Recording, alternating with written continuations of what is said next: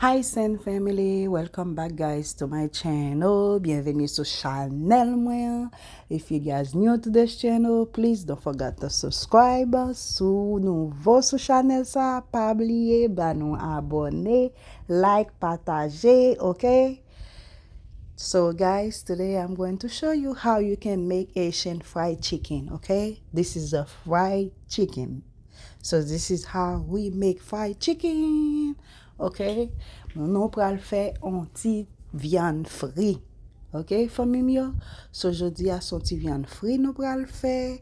So like you guys see on the video, this is how I clean it. So I always showing you guys on my video, this is how I clean the chicken. Ok, se fason sa nou etwaye ti chicken nan, ti viande poule nan. So sa si yon quiz poule. So that's the drum chicken, okay, the leg part guys. So this is what we're making today, and I'm gonna show you how you can fry it like Haitian, tanko Haitien. So if you guys wanna make a fried chicken Haitian way, this is how you can do it, okay, and it's very good.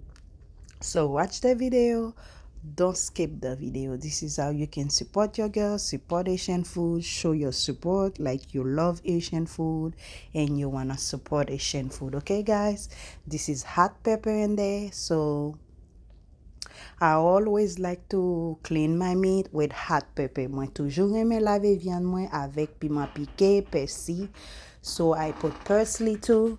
So and then I like to do it like that because when I do it like this, I don't need to boil a different water on the pan. Like you put parsley, you put hot pepper, you put lemon, and then boil it and then wash your meat again. You don't need to do that part.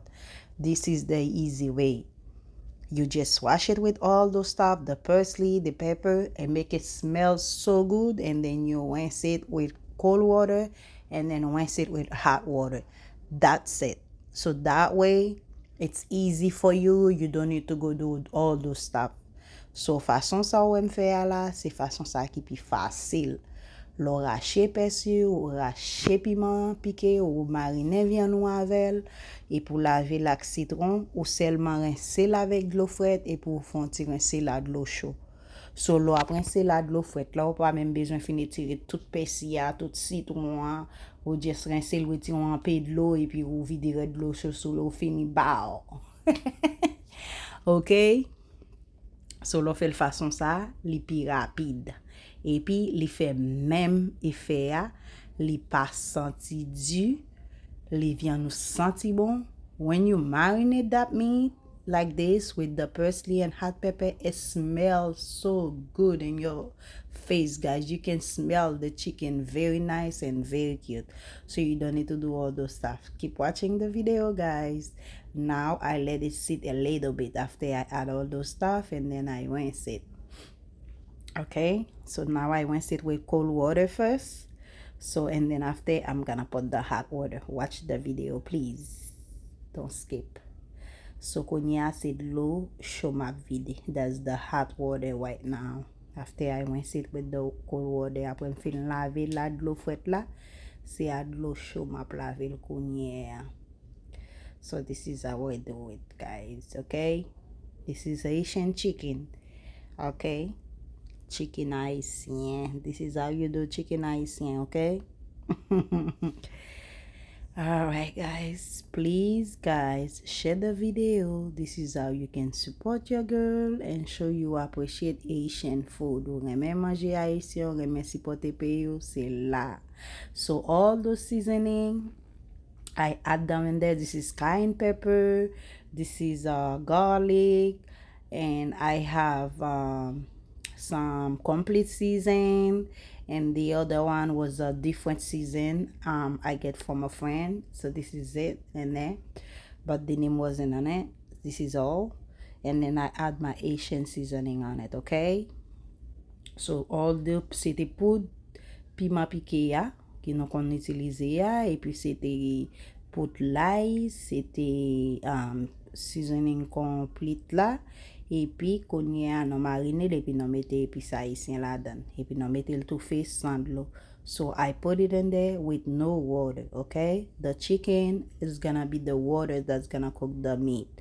The chicken water is gonna be the one, okay? We don't add water on it. We use the same water that's coming out from the chicken to cook it.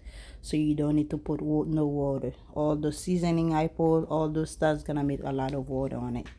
C'est de l'eau ça seulement nous te mette, nous pas mette de l'eau dans viande avant nous to fill. So now I fry the chicken right now, guys. I put the oil, I let it sit hot, get hot first, and then I start frying my chicken. So this is onion. I'm gonna go make Haitian pickles with the onion, okay, for the meat. So ma mette ma font petit oignon pickles, un petit oignon raché avec petit acide pour me vider sous viande. C'est ça moi pour le faire kounya là. So n'a fait tout les deux, n'a fait aller venir pour nous faire. So this is the chicken. Now it's ready. Sometimes you can fry it less fry, sometimes you can fry it more. And sometimes too, some people can boil the meat, but they don't boil that much. But me, I like mine to be soft, so I boil more. Okay? Moi bouilli viande nan bien bouilli, moi pas bouilli la moitié parce que moi besoin pour viande moi bien mou en bas dedans et puis saison yon pour le faire le mou tout.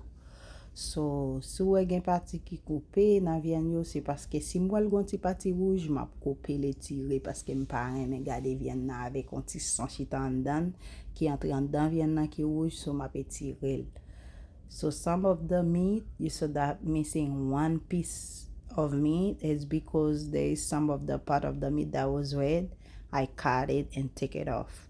So I don't like to see it in there, so I have to do it like this. So this is it, guys. This is the chicken we're frying right now.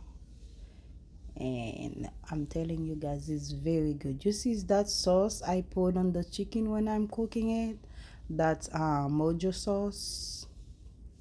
Sauce qui dit mojo, les mêmes moi mettez là dedans, mais ou pas utiliser ça qui dit pour cochon non, ça c'est qui ça qui dit all purpose. Ça ou ka utiliser là tout bagay, li fait viande bien goût. L'on mette de l'eau ça dans viande, l'eau pral bouillir, l'on vont cuire, li fait goût.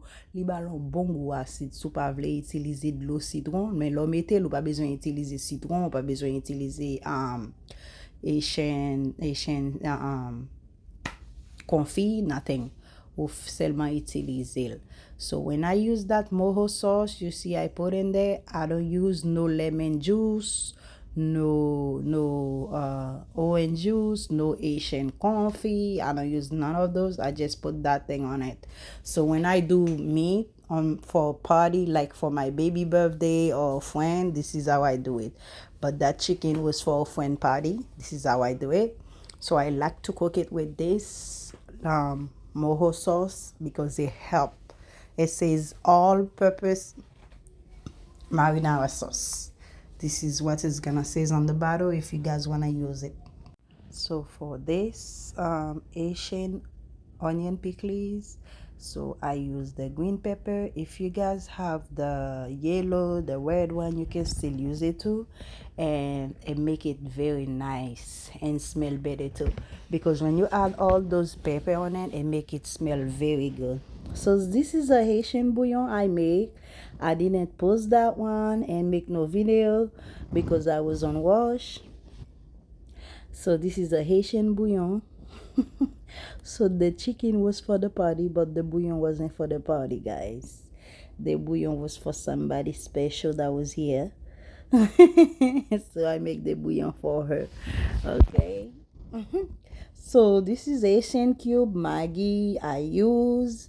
So moi utiliser Maggi. Maggi haïtien, moi craser beti dans oignon moi. Tellement gen plaisir bagay m'a fait en même temps. So I'm doing so many things at the same time, so it's difficult to do all those together like that, guys. Okay, so keep watching the video. This is it, you see. So this is the sauce of the chicken. I'm gonna add some on the onion. Okay, so moi mette un petit de l'eau viande dans oignon. After I put the lemon, the Asian cube Maggi, all those stuff. I put the hot pepper, and then I put a little bit of the sauce chicken, and then give it like a 1 minute on the microwave, okay? So mwen ajoute yon ti d'lo vyen la dan, epi mwen bal 1 minute nan microwave la, epi mwen fini, mwen rape yon karot pou mbal yon ti koule. So I add one little piece of carrots on it, so I can put a little bit color on it for the for the for the design, the style. So that's why I do it like that, guys. Please, guys, support your girl. I love you guys, and thank you for all your support. Even you speak Creole, you don't speak Creole, you watch my video. I do my best to support you guys and do all on 2 language. So please support me back and show your girl some love. I love you guys, and thank you for all support. Merci en pile. Moi remè non. Bye.